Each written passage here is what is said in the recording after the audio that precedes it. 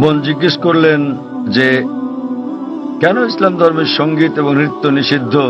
সঙ্গীতের ব্যাপারে বলা যাবে, আমাদের প্রিয় নবী মুহাম্মদ সাল্লাল্লাহু আলাইহি ওয়াসাল্লাম বলেছেন যে সঙ্গীতের বাদ্যযন্ত্র সাধারণ নিয়মে সবই নিষিদ্ধ, তবে তিনি যেটা অনুমতি দিয়েছিলেন সেটা দাফ, একপাশে খোলা ড্রাম যাকে বলা হয় ডাফ বা ডাফলি।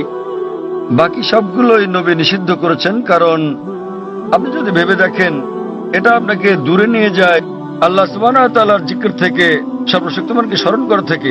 এ কারণে যখন আমরা এরকম গান শুনি, যেমন ধরেন সিনেমার গান হোক, সেটা হিন্দি, মালায়ালাম, তামিল বা অন্য কিছু, আপনি দেখবেন যে এই হিন্দি সিনেমার গানগুলোর বেশিরভাগ কথাই একেবারে বাস্তবতা বহির্ভূত। আপনি জানেন যে নায়ক নায়িকাকে বলছে, मैं तुम्हारे लिए चांद तोड़ के लेके आऊंगा, मैं तुम्हारे लिए सितारे तोड़ के लेके आऊंगा। আমি তোমার জন্য চাঁদ নিয়ে আসবো, আমি তোমার জন্য তারা নিয়ে আসবো। আমরা জানি এটা সম্ভব না, কোনো মানুষ তার প্রেমিকার জন্য চাঁদ তারা নিয়ে আসতে পারে না। তবুও আমরা বলে থাকি পরিস্থিতি বা আবেগ ইত্যাদির কারণে।